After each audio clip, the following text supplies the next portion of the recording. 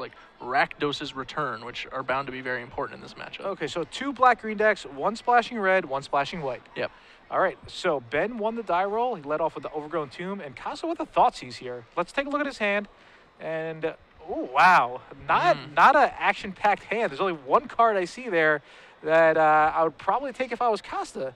Yeah, I assume you mean the Reaper of the Wilds? Yeah. The only piece of action in there? The only way I could see Costa not taking the Reaper if he had a lot of removal in his hand, and if he has an important, 2 or 3 drops to take the Abrupt Decay. But he does take the Reaper, no surprise there. Yeah, the only card that Abrupt Decay can kill in Costa's main deck is actually just his Scavenging Ooze, which, while a good creature, now he can just not play it until it, actually matters. Yeah, sure. And I noticed Costa has a Read the Bones in his hand. You did a deck tech with Costa, correct? Did he say it was really powerful? What did he say about it? He said that it was working out for him. Reed Duke actually convinced him to play it, said something akin to you have to play this card just last night. Sure. And that convinced him. And he's playing 3 copies of Read the Bones. Now, both players have Sylvan Carotid trying to, fix their mana and ramp their mana at the same time. The 0-3 body's not going to really do too much here, right? No, but it's not really going to go anywhere either. Costa only has 1 Mizzium Mortars in his deck, and Ben Hatch has no real sweepers for a Caryatid, so it's going to stick in play, and it's just going to function as a Farseek. Okay, now there is a Reaper of Wilds from Matt Costa. You see it on the screen, 4 mana, 4/5. You might think of an Urnum Gym, but this is way better. It has multiple abilities. You can give itself Death Touch, Hexproof, and of course, whenever another creature dies, you're able to scry 1, so you can really dig through your library, find a certain card that you want to play. Yeah, and we also see that Matt was perfectly willing to just jam it on turn 4 here without the ability to give it any protection via Hexproof because he Thoughtseized. He knows Ben has only 1 unknown card. He's going to get to draw 1 more. And the only thing you can really draw at that point to kill it, Doomblade won't kill it. Abrupt Decay is not going to kill it, so only Hero's Downfall. Exactly. Yeah. All right, so Read the Bones goes bye-bye because of Ben Hatch's own Thoughtseize. Let's see if Costa could draw something good here. We only see a couple of lands and a Sylvan Carrot in his hand and another Forest. So Costa kind of flooded, would you say? Yeah, he's definitely flooded, but he's also the only player with a threat, so he's the favorite. Both of them have a bunch of lands. Sure. But the Reaper is running wild. Okay. Now, I think if they both flood out, it probably favors Costa, because Costa could always draw like a powerful spell like Rakdos Return, deal a lot of damage out of nowhere. Yeah, Rakdos Return and Stormbreath Dragon both are bigger and faster than the things Ben Hatch is doing. Exactly. And I mean, besides for the 2 Elspeths, Hatch doesn't really have a huge mana sink for something. No, the ability he has to gain reach like that mostly comes from Obsidian Ghost Council. He's got 3 copies of those, and obviously that card's pretty powerful over a long game. But even Obsidian can have trouble racing something like a Stormbreath Dragon. Oh yeah, going for late. sure. Yeah. Okay, so it looks like Costa drew yet another land, but the Reaper's going to come in, and if Hatch ever decides to chump block with the Sylvan Carotid, Costa would be fine with it because he'll be able to scry 1, maybe put another land to the bottom of his deck. Yeah, given how many lands he knows were in Ben Hatch's hand, and he can only assume more have joined those since Ben's not playing spells, killing a Caryatid's basically just blanking one of his own draw steps in exchange for what Ben already has. Yeah, now this Reaper might just go like the entire way. Ben Hatch is already on 6 life. It could. I mean, the Reaper is certainly not going to die. The only card Ben has that can actually kill one is Elspeth, right? Just Elspeth Sun's Champion, and that's it. Yeah. All right, so there's a Temple from Ben. He puts the card on the bottom. Matt draws, I think, another land. Yeah, it looked like an Overgrown Tomb. Yeah, all right, now he gets to scry. So let's see. Oh, that's on the bottom. So it's probably like a Sylvan Carotid or yet another land. And what does Ben have here? Hero's Downfall, not going to do anything. Nope. That Reaper is really good. I was telling people the card of the tournament is Reaper of the Wilds, I think. That card's going to make a big splash in Standard. It's definitely more powerful than it looks. Matt in our deck tech, in fact, went so far as to say, it's a bad card, criticizing it. Oh, really? It. Yeah, but he's like, it does all of the things I want to do. It doesn't die to removal spells that other people are playing. Sure. And that's exactly what it's doing here. It's not doing anything that a random 4/4 couldn't do, except dodge all of those removal spells. Yep. Now, Costa plays Scavenging Ooze. He knows it's going to die, essentially, but he wants to be able to scry 1. Yep. And now on Ben's side of the table, maybe he should not even Abrupt Decay that Scavenging Ooze until Costa's next draw step. So it kind of eliminates the scry 1. I like that line a fair bit because Ben has so much mana that the 2 mana he just saved is actually not really a factor. Yeah, it's like if he's going to draw Elspeth, he's going to draw Elspeth anyway. So. The only way that it could wind up mattering is if he drew a double green card, but he doesn't have any of those in his deck. So. Yeah. All right, so there's a Voice of Resurgence, and he'll pass the turn. Costa left it on top, There's the Rakdos return. Boom. Dynamite. He'll do it for just enough there. Actually, a bit more. He still managed to leave 2 mana open to hexproof as Reaper of the Wilds. So Costa up a game just like that. Yeah, pretty quick and easy. He just thought seized away the only action in his opponent's hand, played a creature, and started attacking while they both drew nothing. Yeah. All right, so let's take a look at Ben Hatch's sideboard. You know, he has 4 copies of Centaur Healer. Not that good in this matchup. He has 4 copies of Sin Collector. Not that good in this matchup. The one card that I think Ben kind of wishes he has is Lifebane Zombie. Where's the Lifebane Zombies? Yeah, you ever see that YouTube video? Where the gold at? Where the Lifebane Zombies at? You know? He would definitely want those. They kill most of the more important creatures. They don't hit Stormbreath Dragon, but Reaper of the Wilds and Polukranos are the 2 biggest fatties. Yeah, it can even take like a Sylvan Caryatid, right? Yeah, I mean, it can, and it certainly keeps attacking through the Sylvan Caryatid. Yeah, it takes a Scavenging Ooze. Yeah. So I feel like Lifebane Zombies just walking around the room. There hasn't been too many Lifebane Zombies floating around, and I kind of wonder why. I mean, Ben Lundquist did win the Open in Los Angeles 2 weeks ago with a white deck. You know, the you want to call it the white-red Boros deck. Sure, Lifebane Zombies isn't the best against that deck, but it still takes something, and it could trade with, you know, Giant Militate, trade with something. It's still a 2-for-1 that attacks. So where are the Lifebane Zombies?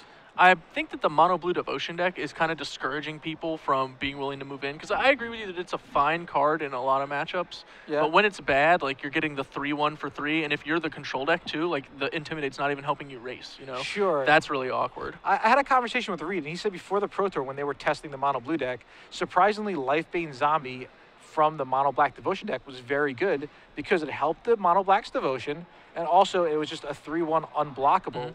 Against the blue deck. Evasive threats are really important against the linear devotion decks because they clog the board. Yeah, they do. So anything that can get through is going to wind up mattering a fair bit. That's true. My only concern is because you have to like adapt your deck one way or another. Like the mono black devotion deck from the PT, we got to see how it evolves, and it has like Pack Rat and Desecration Demon, and it can actually take, you know, a pretty aggressive stance, putting in a lot of damage really quickly. Okay.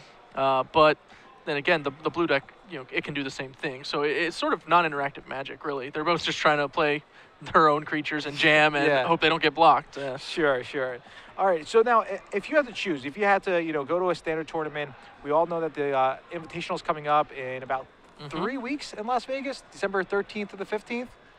What would you come with? Would you, if you had 2 choices, one choice is Matt Costa's Jund deck, next choice is Ben Hatch's Junk Control. What would you go with and why? Well, you know, I actually really like the Junk deck. I was helping BBD prepare for Pro Tour Theros, and their deck was sweet. It looked like a lot of fun. I thought it was a nice Reaper of the Wilds deck. It made good use of Whip of Erebos, made good use of Obsidat. Sure. It didn't wind up catching fire. You know, the tournament kind of set up a different metagame than that deck was built for. But at the same time, you know, it's still a powerful deck with a lot of sweet cards in it. And I think Costa's deck is very similar, but I'm not so keen on casting some of its cards. You know, I'm not that interested in Read the Bones, even though I think it's a pretty good card. Do you think the red doesn't bring that much? Do you think Anger of God is just kind of like, whatever? I think that the red might actually be better, but personally, I really like the interactions in the Junk deck more. Okay, so more synergy maybe? Yeah, I would want at least one Whip of Erebos in the main deck, which Ben has decided to eschew. Brian Brandua would not be caught dead without his singleton Whip of Erebos. Sure. Well, I mean, both decks, you know, they have good mana. They have powerful cards. And it can attack from multiple different angles. You could go with some discard with Dossies, or against more aggressive decks, you could go with some life gain with either Obsidat or with Scavenging Ooze. So I think the decks are good. I think it's standard right now. You can play any deck. So whatever you like, you know, why don't you give it a try and maybe you'll do well with it. Yeah, I agree that standard seems pretty diverse, although the format's also cycling a lot, you know. Oh, it is, yeah. Each week there's definitely one to three decks that seem better than the rest for the room. Yeah. But those 1 to 3 decks are also constantly changing. Okay, so this week, Friday Night Magic, you gonna go? If you're going to go, are you going to bring this junk deck you love or what? I'm usually a little busy on the weekends. Okay. You got to come to all the opens. If I were going to play a Friday Night Magic, I would honestly probably be playing the Mono Blue Devotion deck because it's really aggressive. I think it plays some very interesting cards, and you get to do a lot of math, and I like doing math. I'm personally against the Mono Blue Devotion deck just because so many people are playing it. And I actually heard they passed a law that if you play the Mono Blue Devotion deck, you can no longer win the door prize at Friday Night Magic. Is that true? Or is I that never win the door prize anyway, so I'm cool with it. All right, so these guys are about to start up for Game 2. Costa will be on the draw because he won game 1 in I don't want to say in a stylish fashion, but just only with Reaper of the Wilds. Yeah, that was about as nuts and bolts magic as it gets. Yeah, it's just like Reaper of the Wilds, you have no answer, I win the game. And now Ben Hatch is going down to 6. Yeah, mulliganing's not good in this particular matchup because, as we learned when we saw Jund decks playing against each other in the last Standard season, you're just trying to, attrition out the opponent and have more quality creatures left over at the end. Exactly. Now, what's the one card you think Ben wants to draw on the multi-6? What do you think it might be? I would say probably his Underworld Connections. It's the biggest form of card advantage available to him in the matchup, and he doesn't actually know that Matt Costa has answers to it, outside of Abrupt Decay, which is a pretty considerable one. If we look to Matt Costa's sideboard, he actually has a few cards that can break that kind of parity. He has Duresses to strip it out of the hand before it comes down. He has Golgari Charms if you wanted to bring them in. I don't think that he will. Probably not. But he does have access if he really wants to disenchant. He has his own Underworld Connections, which can keep pace. And then, as we saw, he already has access to Rakdos' Return to kind of undo and also even make more costly all of the card draw. It is, yeah. You're basically paying 2 life for a card when Rakdos' Return is going to come at you for it later. And he also has access to a Singleton Sire of Insanity. Ooh, Sire of Insanity is a great card. 6 mana, 6/4, mythic rare. When it came out, people were like, yeah, this is the next big thing. All of a sudden, it kind of just fell off the map. No one's playing it. And if you do see it, it's normally like a one-of in the sideboard or whatnot. Yeah. I think Matt's a little reluctant to just move in on Sire of Insanity because it is kind of vulnerable. Hero's Downfall is not the card you want to be playing your Sire of Insanity into. But at the same time, if you're in this mid-rangey matchup, it's not going to be too difficult to catch your opponent tapped out on a turn and just, whoop, there it is. Yeah. And against control decks, it's just another Haymaker. Oh, yeah, it's really good. All right, so Ben is on 6 cards. Does he like the 6-card hand? I think he does. All right, so he's going down to 16. All right, Overgrown 2. Yeah. Now, lots of times in these matchups, you don't really need to go turn 1 discard spell. You could wait for turn 2. Yeah, I would definitely have probably waited till turn 2 unless I had a Caryatid of my own to cast here. Okay, and he's worried about Costa's Thoughtseize maybe? Yeah, like Costa's own Thoughtseize can be an issue, or if you want to make sure you strip their Caryatid before they can play it, then that's also a concern. Because if I'm on the play and I know I'm going to play the 2-mana 0/3, then I definitely don't want my opponent to, because that allows him to keep pace with my plays. Okay, that's fair. So now do you think he's probably going to take this Thoughtseize or what? Kind of depends on the texture of his hand. It looks like he has an Abrupt Decay and a bunch of lands. So considering the Abrupt Decay doesn't even kill anything in Costa's hand, Ben actually wants Matt to play that Thoughtseize as quickly as possible.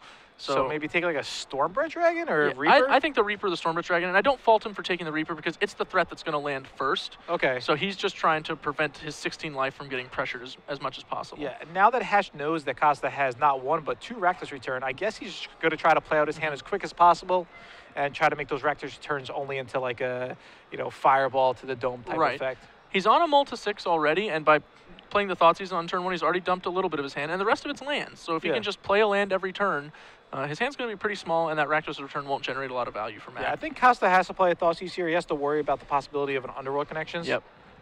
And obviously for Ben Hatch, that's the card that he's really looking for. Yeah, he's hoping to draw it. He has another Temple to help him dig. Even an Obsidian might be pretty good in a couple of turns from now. Sure, definitely. Yeah. All right, Temple, he leaves this one on top. Maybe it's the Underworld Connections? Yeah, could be a Connections, could be an Obsidian, could be his own Reaper. Yeah. That's a pretty good draw from Costa, though. Read the Bones. He does have 3 copies of Read the Bones. Read the Bones kind of works like a mini 4C. 4C was one of the most powerful cards in Limited. Never really saw any constructed play, but Read the Bones being 1 mana cheaper is seeing a lot of constructed play for the most part, especially in block constructed. Costa saw a Mizium Mortars and another Read the Bones there, and he decided to bottom the Mortars. He's a little land light, but he's hoping to hit a land with the other card from the Read the Bones or with the next read. Okay, so there's a Sin Collector. Oof, that Sin Collector's not good. Well, not good for who? Not good for Matt. He's going to lose his Read the Bones. Yeah. So you look at it and it's like, oh, it's only a 2/1. Costa has 5 cards you can take from it, right? Yeah, everything but the Stormbred Dragon. Everything but the Stormbred Dragon, but I foresee it aiming straight at that Read the Bones. Yeah. Yeah, every other card is pretty not good. Do you think Ben will ever do the bluff here and start to go for the Thoughtseize and be like, I'll go for the Read the Bones? I think that would be perfectly reasonable. The problem is he does actually have a card. I know he does this time. Yeah, he has the Hero's Downfall, which isn't the worst here. Costa finds the land anyway, and he goes ahead and dumps the Grip. All right, Rakdos Return for 2. Ben needs a really good draw here. Yeah, the awkward part is that he did not make it to 5 mana before that happened, so that makes a lot of his cards worse, namely Obsidian, Blood Baron, and even to some extent Reaper. Yeah, maybe even Raska. Yeah, Frasca as well. All right, so scavenging goes off the top. It isn't the worst draw here. Unfortunately, Costa is still. Oh, well, he just drew it. He drew the stomping ground for the Anger of Gods. Yeah, I mean, Ben Hatch knew about it, gambled, has said, you know what, I hope Costa doesn't hit the second red. Costa does. And now Ben Hatch got 2 for 1 off it. When you're this far back, those are the kind of gambles you need to take, though. Yeah, I think so as well. If Matt had just bricked on that second red source for like 3 turns, Ben might have gotten him low enough that he could actually take advantage of the game by, you know, top decking an Obstat significantly later. Yeah, and now the Stormbred Dragon would not even have came down either because Stormbred Dragon is double red. Ben draws, so Elspeth, but I think Costa just has a win right here. He gets the Rakdos return. Okay. He could Monstrosity. Rakdos returning is definitely the safer play here. It doesn't look like he has exactly lethal. It looks like he's 1 shy. Okay. So. Do you think he's going to Monstrosity here? Or? Nah. No, I think he has to go for the... It would be too easy for Ben to have top decked passes the turn? A Downfall or a Doomplate or something like that. All right, well, I mean, if Ben drew a land there, it would have been a different story. Yeah. I think I might have Monstrosity in the draw step, though. I don't really see a downside to that since the Rakdos return is going to be lethal. Yeah. It was interesting in general because Costa did pay the 2 life and then didn't do anything with the mana. Yeah. Blood Crypt. I mean, regardless, he could finish it off right here with the Rakdos return. Well, he had double Rakdos return. All right, and that's it. Matt Costa is crushing 7-1.